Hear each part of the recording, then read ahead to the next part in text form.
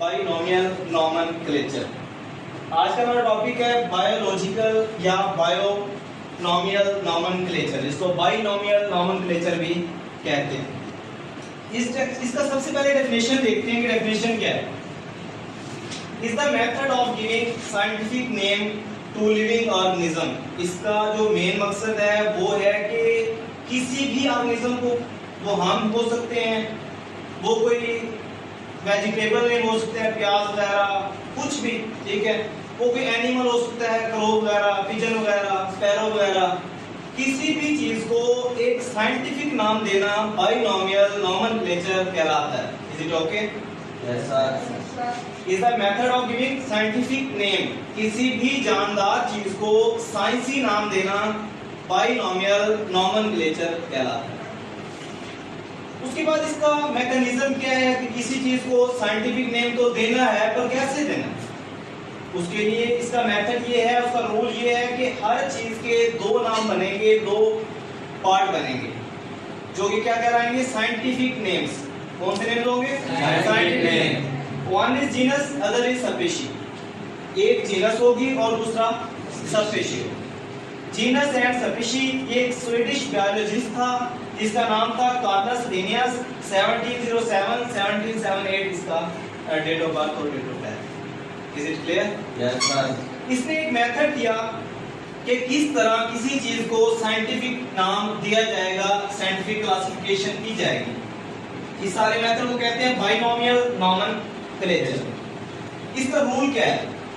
Scientific name तो देना है किसी चीज को, ये तो बात हमारी क्लियर हो गई, और हमें ये भी पता है कि उसका एक जीनस पार्ट होगा, दूसरा स्पीशी पार्ट होगा।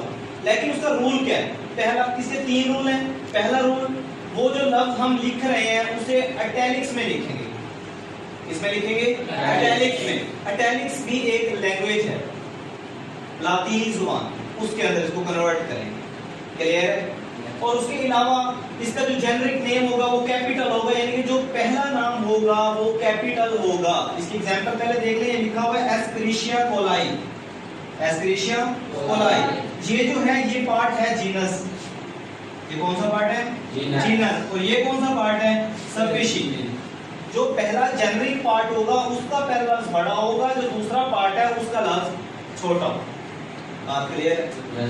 या हम इस तरह लिख सकते हैं, या हम इसको इटैलिक्स में लिख सकते हैं, या हम इसको थोड़ा सा तिरछा करके लिख सकते हैं, या हम इसको अंडरलाइन करके लिख सकते हैं।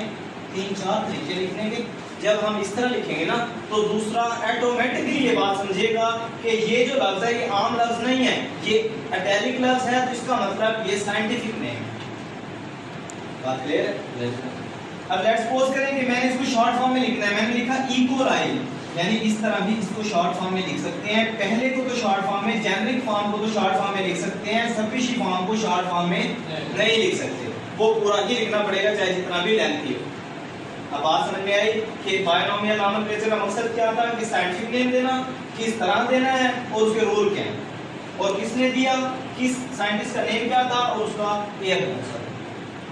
Is clear? Yes sir. उसके बाद ये तो हो गया कि किस तरह ये चीज डन होनी है। लेकिन में जो नई चीज है वो ये है कि सिग्निफिकेंस, इसकी अहमियत क्या पड़ी, इसकी जरूरत क्या थी, ये क्यों लेकर आए ये सिस्टम।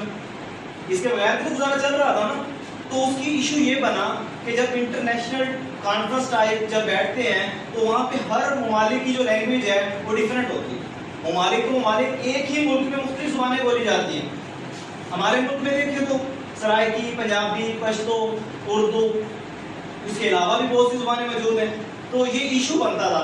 उस इशू को खत्म करने के लिए लेट्स सपोज करें ऑनियन, इंग्लिश का लफ्ज है ऑनियन। ऑनियन का मतलब उर्दू में प्याज, पंजाबी में गंडा, सराइकी में बसल, ठीक है, और इसके काफी नाम है। अब जब इतने नाम हो तो चीज को समझना थोड़ा मुश्किल है। साइंसदानों ने क्या किया, उन्होंने सोचा कि अगर इसका एक साइंटिफिक नाम रख दिया जाए, जितने भी पढ़े लिखे लोग बैठे, जिसकी जो भी लैंग्वेज है, अगर मैं बोलता हूँ एलियन सेप्टा, तो आप सारे समझ जाते हैं कि बात प्याज की हो रही है, चाहे जिसकी जो भी लैंग्वेज है। इसका ये फायदा हो। अब फायदा समझ में आया, इसका सिग्निफिकेंस क्या थी, इसकी इंपॉर्टेंस क्या थी? इसकी इंपॉर्टेंस यही थी कि किसी भी चीज को सिर्फ एक ऐसा नाम दे दे जो सब के लिए एक ही हो, चेंज ना हो। इसी तरह हाउस क्रो, जो कौवा आप देखते हैं, हाउस क्रो घरों में आते हैं, इसको कॉर्पस सब्टेंडस नाम दिया गया। कौन सा नाम दिया गया? कॉर्पस सब्टेंडस। और हमें इंसानों को कौन सा नाम दिया गया? होमो सैपियन। मेंडल को कौन सा नाम दिया गया? राना टिग्रीना। पॉइंट क्लियर हुआ? ये सिग्निफिकेंस क्या थी? एक चीज के मुख्तलिफ नाम थे जिनको चेंज करके एक नाम में समेटा गया और इस मेथड को बोला गया बाइनोमियल नोमेनक्लेचर और तरीका कार आपके सामने। Is it clear? Yes sir. कोई issue? No sir. Question? No sir.